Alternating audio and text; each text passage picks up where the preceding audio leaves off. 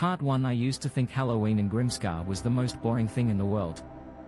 No one ever bothered to decorate except the pub, and even that was just a sad paper ghost stuck to a window with tape. But that year, October 31st, it was different. There was fog so thick you could taste it, like wet chalk in the air.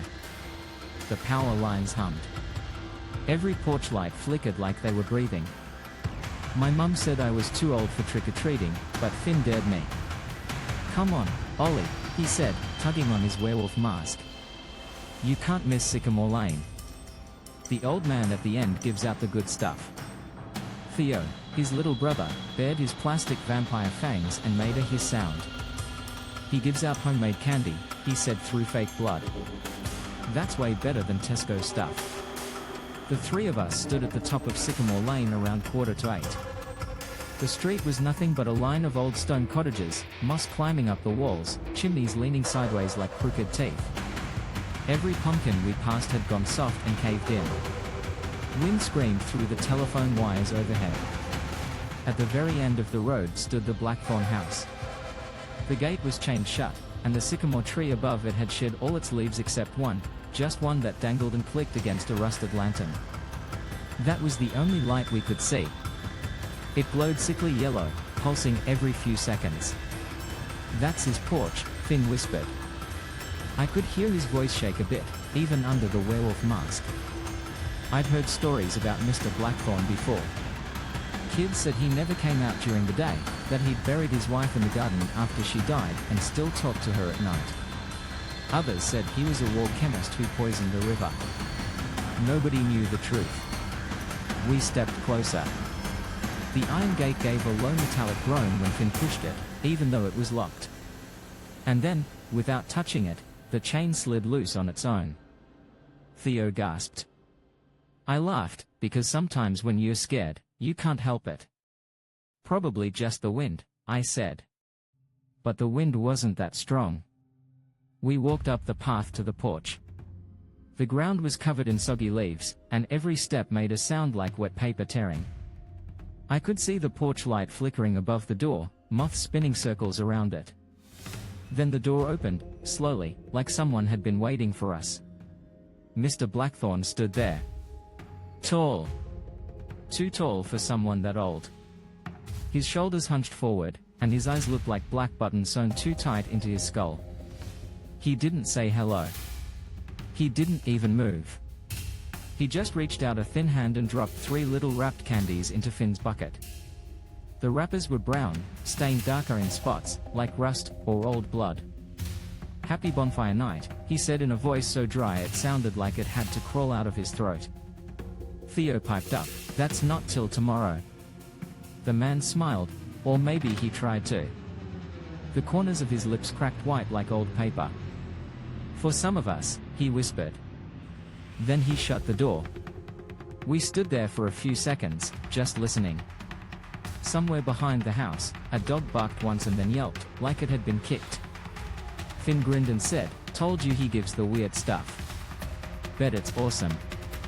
He tore open one of the candies right there under the porch light. Inside was a dark square of chocolate that smelled off.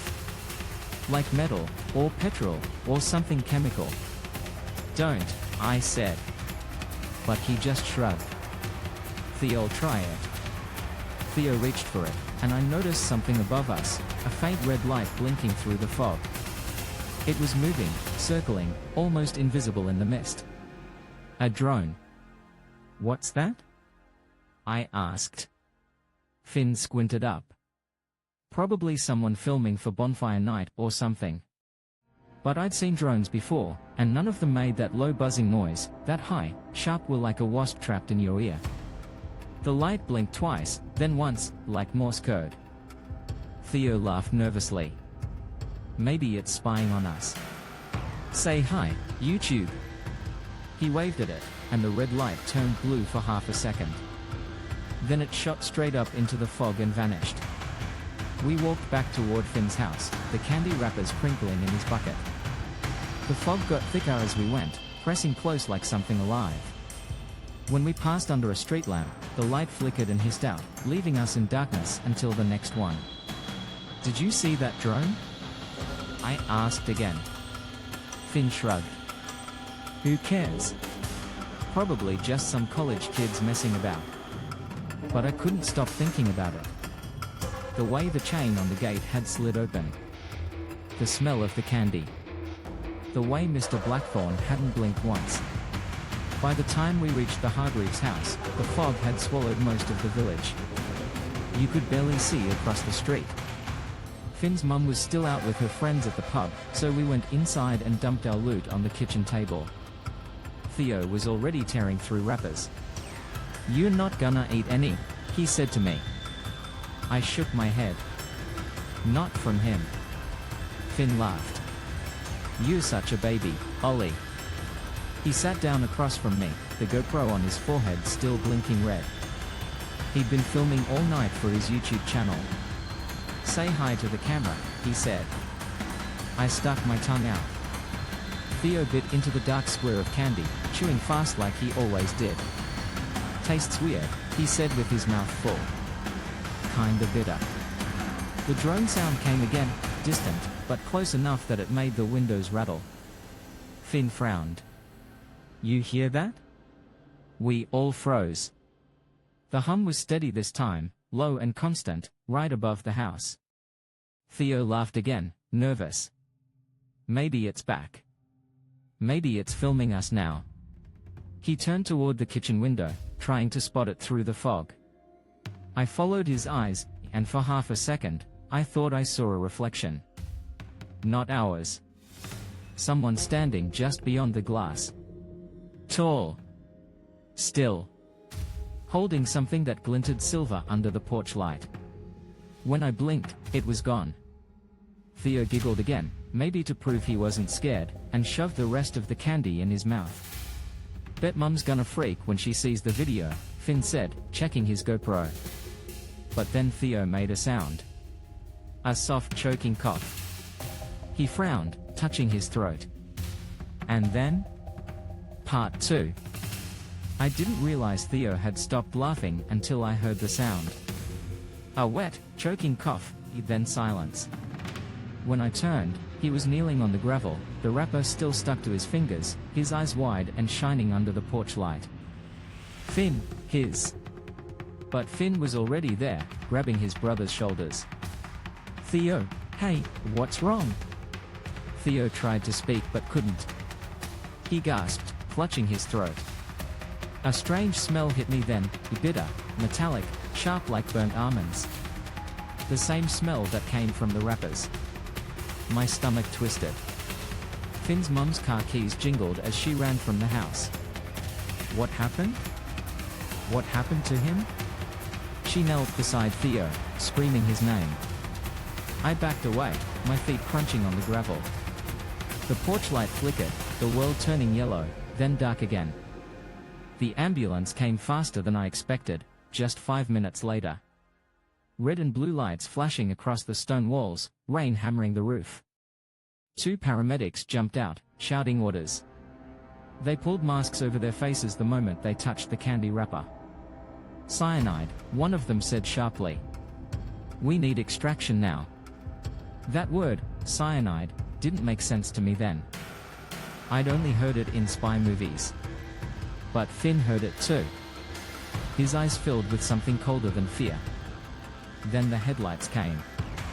A pair of white beams cutting through the mist down Sycamore Lane, moving fast. The paramedic frowned. "Is that police backup already?" It wasn't. The sound grew louder, the low, growling hum of a motorbike. Black. No license plate. No sound except the engine. It stopped in the middle of the road, 50 feet away. The rider wore a dark raincoat and a Guy Fawkes mask. For a moment, the flashing ambulance lights reflected in its hollow eyes. Then he raised something in his hand. Not a gun, I thought, until the first shot cracked through the air.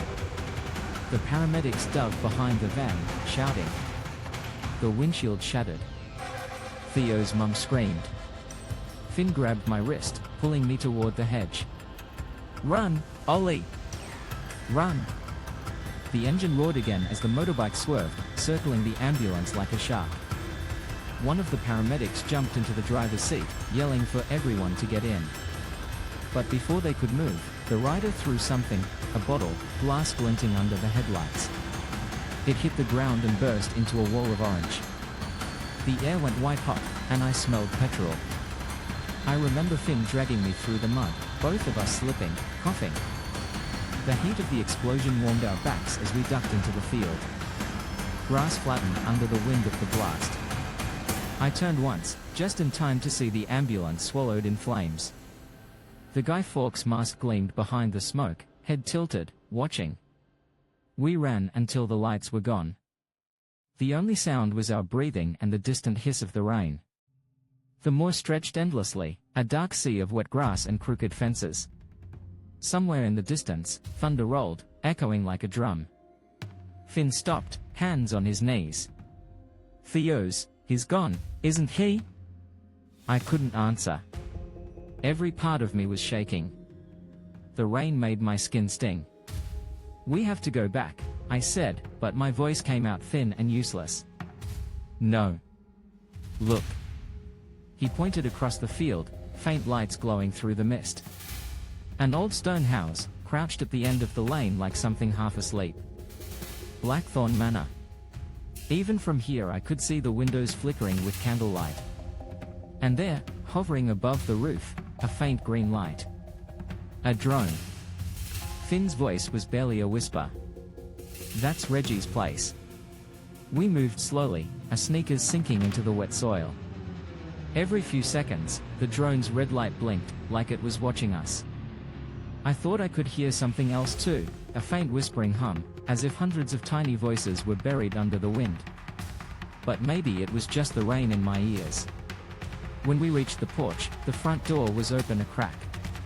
Inside, the air smelled of metal and old fire. A single candle burned on the table beside a bowl of wrapped chocolates, the same brown paper, the same stains. Don't touch anything, I whispered. Finn nodded. His face looked pale in the candlelight, his werewolf mask hanging from his wrist like a dead thing. The house was silent except for the slow tick of the clock. Somewhere deeper inside, something dripped, steady, like a leaky pipe. We moved past the living room. The wallpaper was peeling, the furniture covered in sheets. A photograph on the wall showed Reggie Blackthorne and a woman smiling in front of a bonfire. The year carved on the frame read 1977. The woman's eyes had been scratched out. Then we heard it. A metallic clink from below. Chains. Moving. Finn and I froze. Another sound followed, a faint electronic beep. The same tone I'd heard when Theo's GoPro was recording. Finn looked at me. That's the live stream, isn't it? I nodded slowly. Yeah. Door number 7. The ticking clock stopped. Silence filled the room. Then, a faint whisper behind us. Don't go down there. I spun around. The voice came from the kitchen doorway. Reggie stood there, tall and thin, his raincoat shining under the candlelight, his eyes black as soot. I told you boys not to wander, he said softly. It's bonfire night, after all. Finn stumbled backward, knocking over a chair. What did you do to Theo? Reggie smiled. The wrinkles around his mouth deepened. I gave him what he asked for. A treat. I grabbed Finn's arm. We have to run. But before we could move, Reggie reached into his pocket and pressed a small metal switch. The floor vibrated. A section of carpet in the middle of the living room slid open, revealing a staircase leading down into darkness. Cold air rushed up, smelling of rust and rain-soaked stone. Down you go, Reggie said. You came for sweets, didn't you? The drone outside hovered at the window now, its red eyes staring straight at us. Finn whispered, he's streaming this. Reggie turned to the drone and gave a small nod. Smile for the audience, boys. We ran. Finn shoved the door open and we bolted into the rain. The mud sucked at our shoes. The drone followed, whirring low over our heads. Somewhere behind us, Reggie's voice called out, Not shouting, just calm, certain. You can't run from the bonfire ring. We cut across the field, a breath steaming in the cold. The fog was so thick we could barely see 5 meters ahead. I heard the motorbike again, far off at first, then closer, the growl echoing through the valley. "Keep going!" Finn shouted. The engine roared closer, headlights flaring through the mist like twin suns. We dove behind a stone wall. The bike screamed past, sending up a spray of water and gravel. The rider didn't stop. He turned back toward the manor. I peeked over the wall. The drone had landed near the front door, its camera pointed toward the open cellar. The live stream light was blinking again. Something moved inside the house, shadows, too many for one person. And then the smell hit us again, burnt almonds and smoke. Finn grabbed my shoulder. "He's not alone." I looked at him. "What do you mean?" He swallowed hard. "There's more than one." The candlelight in the windows dimmed, then flickered out completely. For a moment, everything went dark. Then, from inside the manor, came the sound of hundreds of locks clicking open. Part 3. The sound of locks clicking echoed across the fields, sharp, metallic, endless. It wasn't just one door opening. It was every lock in that house. Every bolt, every hinge, every chain that had stayed shut for decades. The rain stopped. The wind didn't. Finn looked at me, rain dripping off his hair, eyes wide in the dark. "Ollie," he whispered. "He's letting them out." The fog thickened until the house vanished completely, swallowed by the white. Only the faint pulse of red light from the drone remained, floating above the porch like a ghost heart still beating. Something moved inside the mist, not footsteps, not exactly. A dragging sound. Chains scraping across stone. Then, as if the air itself decided, the drone turned toward us. Its green light blinked once, twice. Then the speakers crackled. A voice, distorted, whispering in rhythm with the static. "Door number 7 opens tonight." Finn grabbed my sleeve. "We have to go." But when we turned, there was nowhere to go, just the moor stretching out into fog. Every direction looked the same. We couldn't even see the road anymore. The voice came again, louder this time. "Come inside, Ollie. You live." That was when the porch light flickered back on, weak, yellow, and somehow inviting. The door swung open, and candlelight spilled out across the mud. We stepped inside. We didn't speak. We didn't breathe. The air was heavy, damp with something old. The smell of burnt sugar mixed with metal. Somewhere below, that same dripping sound kept time like a slow heartbeat. The living room looked different now. The carpet was pulled aside completely, revealing a square of stone, the trapdoor Reggie had opened earlier. It yawned like a mouth in the floor, waiting. Finn looked at me. "He's down there." I nodded. "And Theo." He swallowed. "And whoever else." We climbed down carefully. The stone steps were slick, and the walls were close enough that our shoulders brushed them. The air grew colder with every step. Our phone lights barely reached 5 feet ahead. The signal bars vanished completely. At the bottom, the corridor split into 2 directions. The left side was blocked by wooden beams, burned and collapsed. We took the right. That's when we saw them. 13 alcoves cut into the stone walls, small, like prison cells. Each one had a single hook bolted into the ceiling. Something hung from each, wrapped in old sheets, swinging slightly with the draft. Finn stopped breathing. I could hear his heartbeat more than mine. He stepped closer, just enough for the light to catch one of the tags hanging from the ceiling. A brass plate, polished by time and fingerprints. Bonfire number 1, 1977. The next one read. Bonfire number 2, 1982. Then, Bonfire number 3, 1988. And on. Until the last one, where the brass gleamed almost new. Bonfire number 13, 2023. Below it, the tag wasn't empty. Someone had carved words into the stone beneath. He waits for the next flame. Finn whispered, "That's this year." I wanted to tell him it couldn't be, but I couldn't make my voice work. We turned a corner, and the drone was there, hovering in the center of the chamber, its camera pointed straight at us. The red light blinked steadily. A live counter appeared on the tiny screen. 2,134 viewers. Finn raised his voice. "Stop watching! Help us!" His words echoed through the hall but came back distorted, like someone whispering them back from the walls. Then the screen on the drone flickered. A message appeared, typed in real time. "Door number 13 equals her."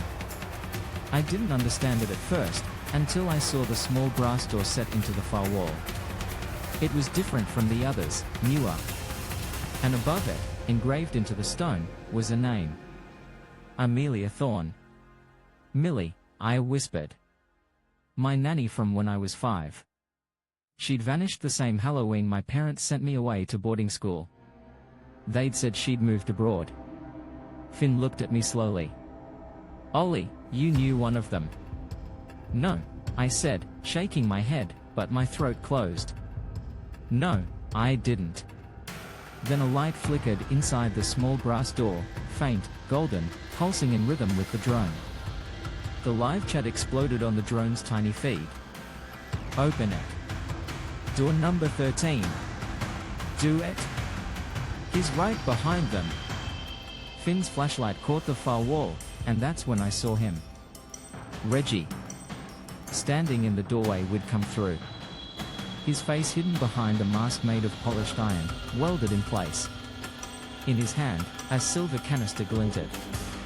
He pressed the trigger. A fine mist filled the corridor. The smell of almonds hit first. Then the sting in my throat. Finn coughed, eyes watering. "He's trying to run." We stumbled backward, through the haze. I heard Reggie's boots scraping stone, slow and patient. He wasn't chasing us. He was herding us. We burst into another chamber, smaller, lined with wooden crates and tools. Finn kicked one open and pulled out a half-empty fuel canister. "It's petrol," he said, coughing. "If he comes in." I grabbed the lighter from my pocket, one I'd taken from my dad's workshop months ago. We looked at each other. No words. Just understanding. Reggie's voice came through the fog, calm, deep, almost gentle. "You can't burn what's already ash, boys." He stepped into the doorway. The drone hovered behind him, framing the moment perfectly, broadcasting to thousands. Finn flicked the lighter. The flame danced in the petrol fumes, and the air roared. For a second, I saw Reggie's mask glowing red. Then the world exploded in white heat. When I woke, everything smelled like smoke. The air tasted like salt and metal. I was lying on the grass outside the manor, the sky above still black but glowing orange at the horizon. Someone shouted my name. Voices. Sirens. Hands grabbed me, firefighters pulling me away from the ruins. I tried to fight them off. Finn's still inside. They didn't answer. Just held me tighter. I screamed his name until my throat gave out. Days passed. Maybe weeks. The hospital smelled too clean. They told me I was lucky. That I'd passed out near the door, that the explosion had blown me clear. They said they didn't find anyone else. No Reggie. No Finn. Just melted brass, fused together into something like a face. A Guy Fawkes mask made of keys. It's been a year since then. I live in London now, with my aunt. I don't go outside much. Every bonfire night, the smell of smoke in the air makes my stomach twist. I tell myself it's over. That the bonfire ring was caught, that it's gone. But last night, my phone lit up at exactly 8 p.m. A notification from an app I'd never seen.